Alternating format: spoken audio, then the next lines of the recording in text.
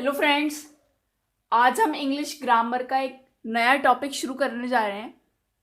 Topic का नाम है सब्जेक्ट वर्ब एग्रीमेंट। सब्जेक्ट का वर्ब के साथ एग्रीमेंट मतलब कि समझौता।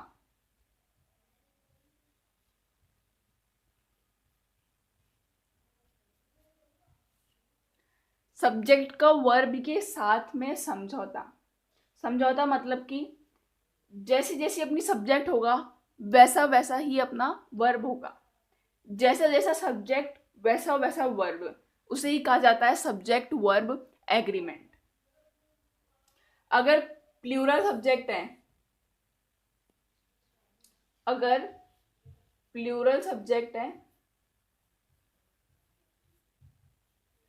तो वर्ब भी प्लूरल ही होगा, और अगर सिंगुलर सब्जेक्ट है तो वर्ब भी सिंगुलर ही होगा।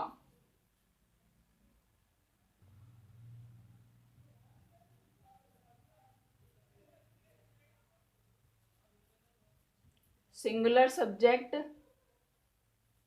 Singular verb. अगर प्लूरल सब्जेक्ट है तो वर्ब भी प्लूरल ही होगा, और अगर सिंगुलर सब्जेक्ट है तो वर्ब भी सिंगुलर ही होगा। मतलब जैसा अपना सब्जेक्ट है वैसी ही अपनी वर्ब होगी। इसकी डेफिनेशन देख लेते हैं एक बार। डेफिनेशन है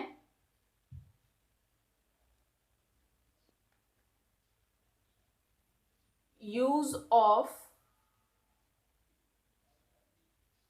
the verb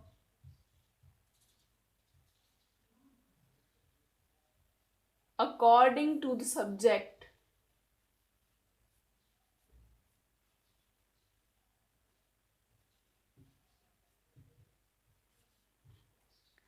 use of verb according to the subject is called subject verb agreement, is called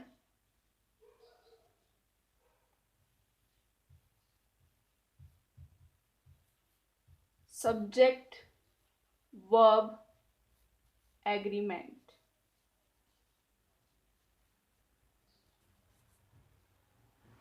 एक एग्जांपल देखते हैं।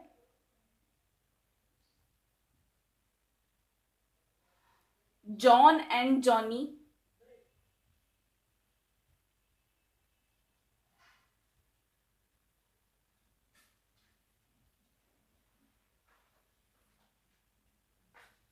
Fill up good friends.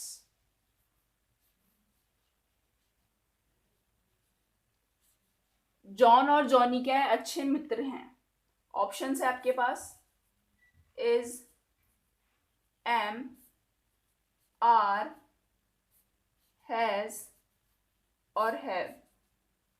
तो आप कमेंट में बताइएगा कि आप क्या लगाएंगे। अपने पास वर्ब क्या है? वर्ब है अपने पास जॉन और जॉनी, मतलब कि वर्ब कैसी है? प्लूरल वर्ब है। वर्ब कैसी है? प्लूरल। तो प्लूरल वर्ब है तो सब्जेक्ट वर्ब प्लूरल सब्जेक्ट है तो वर्ब भी कैसी होगी? प्लूरल ही होगी। अब अपने पास इन ऑप्शंस के अंदर दो प्लूरल सब्जेक्ट हैं, एक तो आर है और एक हैव है। तो आप क्या लगाएंगे? हैव तो नहीं लगेगा। क्यों नहीं लगेगा? क्योंकि यहाँ पे वर्ब की थर्ड फॉर्म नहीं है। वर्ब की थर्ड फॉर्म कहाँ से आ गई है? अब ये आपको टेंस पढ़ाएंगे जब बताएंगे कि एक रूल होता है कि हैव कहाँ लगता है और हैज कहाँ लगता है। तो यहाँ पे अभी एक ही आर बचा, एक ही वर्ब बची प्लूरल आर, तो यहाँ पे लग जाएगा आर। आपको क्या रिमूव पैटर्न से, मतलब पहले जो आपको ऑप्शंस दे रखे हैं ना, उन ऑप्शंस को रिमूव करना है कि ये ऑप्शन नहीं आएगा, ये ऑप्शन नहीं आएगा, फिर जो आएगा उसको करेक्ट लिखना है। जैसे इज है तो इज तो आ ही नहीं सकता। क्यों नहीं आ सकता? क्योंकि ये सिंगुलर है और अपने पास जो सब्जेक्ट है वो प्लूरल है। एम हमेशा आई के साथ आता है तो ये भी नहीं आ सकता। आर फिर भी आ सकता है, देखते हैं। हैज भी सिंगुलर है तो ये भी नहीं आ सकता।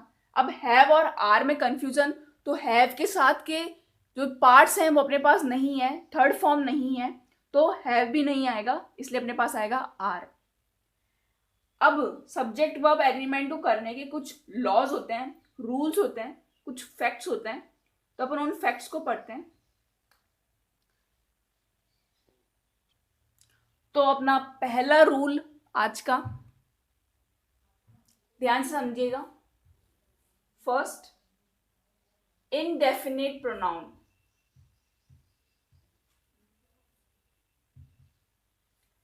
इनडेफिनेट प्रोनाउन के साथ सिंगुलर वर्ब ही लगेगी।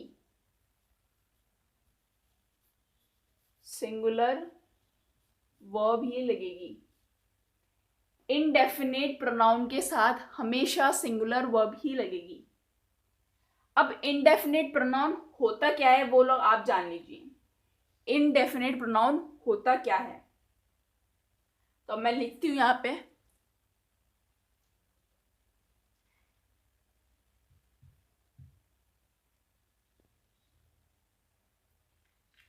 Everybody,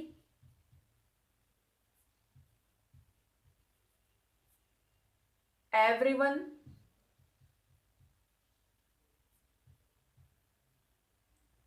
everything, everything,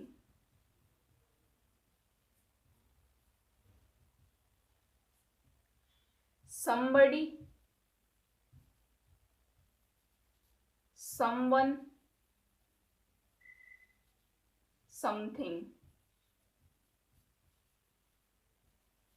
somebody, someone, something, anybody,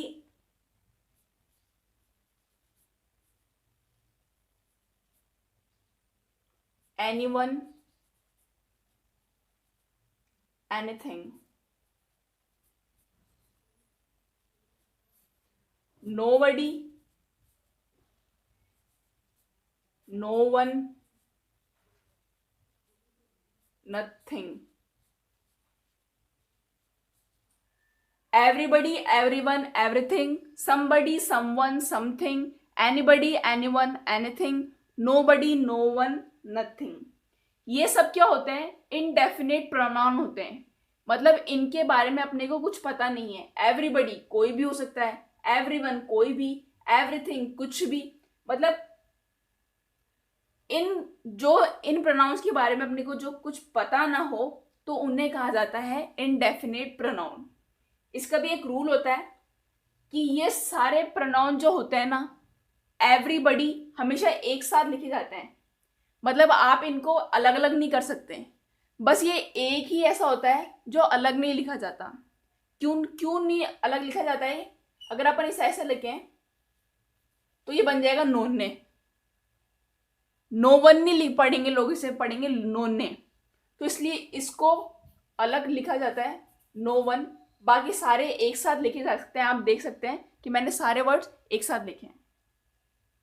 अब ये जो इनडेफिनेट प्रोनाउन है, इनके साथ हमेशा हमेशा हमेशा क्या आएगी? Singular verb. हमेशा क्या आएगी? Singular verb. आप एग्जाम्पल में देखिए, एग्जाम्पल है अपना पहला,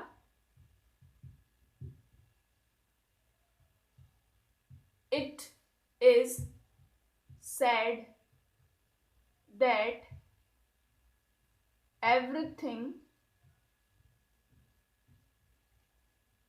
is fill up, everything fill up, possible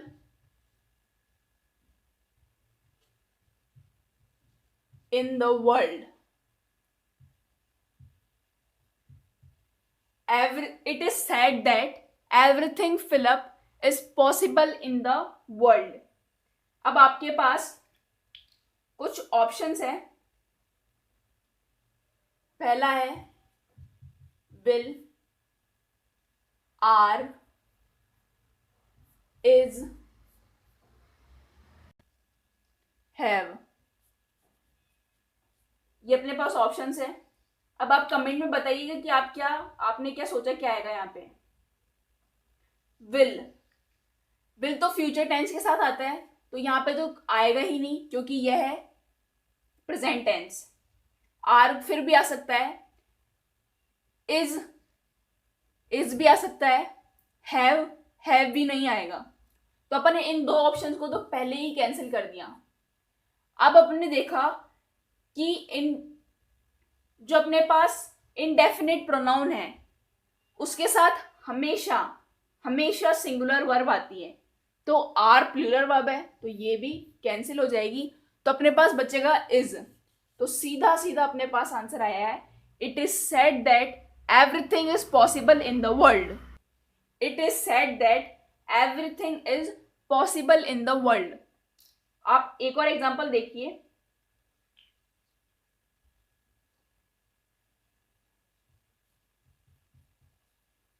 everyone fill up to get name and fame।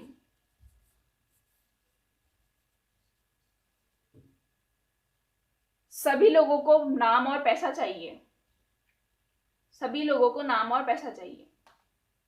everyone fill up wants to, तो आप मुझे ऑप्शन आपके पास दो,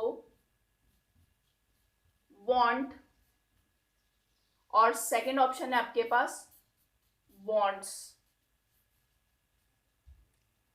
फर्स्ट ऑप्शन है want, सेकंड ऑप्शन है wants।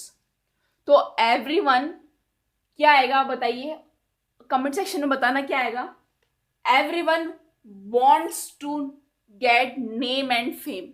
मैंने यहाँ wants क्यों लगाया, क्योंकि wants सिंगुलर वर्ब है। wants क्या है, सिंगुलर वर्ब, और इस रूल के हिसाब से अपने पास ये है कि इनडेफिनिट प्रोनाउन के साथ हमेशा सिंगुलर वर्ब आएगा। तो यहाँ पे अपन लिख देते हैं wants। ठीक है, अब अपन अपने सेकेंड रूल की ओर आते हैं। सेकेंड रूल है अपना, ईच और एवरी के साथ, किसके साथ, ईच और एवरी के साथ हमेशा सिंगुलर, सिंगुलर ही तो नाउन आएगा और सिंगुलर ही वर्ब आएगा। सिंगुलर नाउन के साथ सिंगुलर वर्ब तो आएगा ही।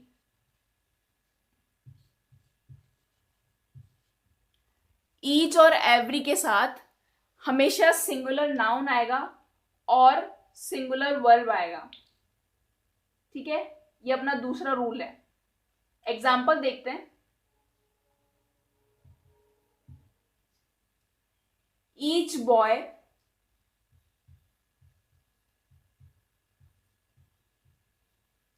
And every girl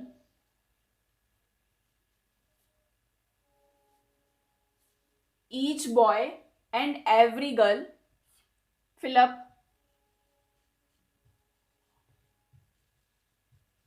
awarded last week।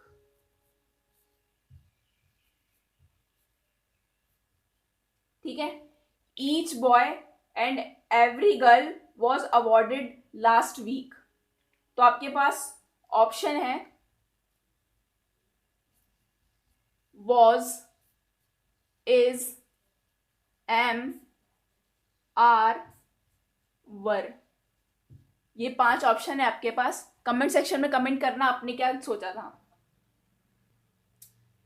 Each boy, sorry यहाँ मैंने बॉय नहीं लिखा, each boy and every girl awarded last week. तो अपन देखते हैं, पहले अपने को जो ऑप्शन नहीं है उनको टिक लगा देते हैं कि भाई ये ऑप्शन तो हो ही नहीं सकते।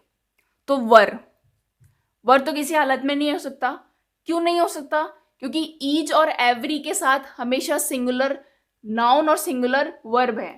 देखो, ईच के साथ सिंगुलर नाउन है और एवरी के साथ सिंगुलर नाउन है, तो सिंगुलर वर्ब भी आनी है। तो वर है अपनी प्लूरल, तो यहाँ पे सिंगुलर वर्ब आएगी, तो ये नहीं होगा। आर भी नहीं होगा क्योंकि ये भी प्लूरल है। आर भी नहीं होगा क्योंकि ये भी प्लूरल है। एम तो आई के साथ आता है तो ये भी नहीं होगा। इज फिर भी हो सकता है। वॉज होगा क्या? वॉज भी हो सकता है। क्यों हो सकता है? क्योंकि ये दोनों सिंगुलर है। अब अपने को इन दोनों में से पता करना है कि कौन होगा और कौन नहीं। तो सेंटेंस को पढ़ते हैं वापस।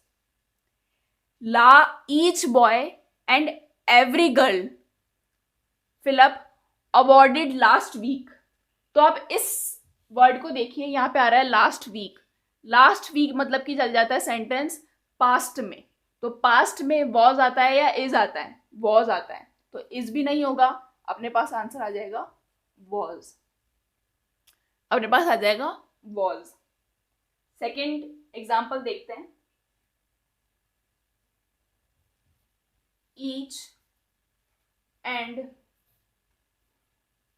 Every student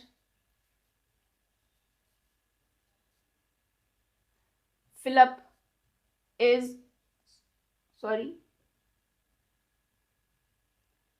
each and every student working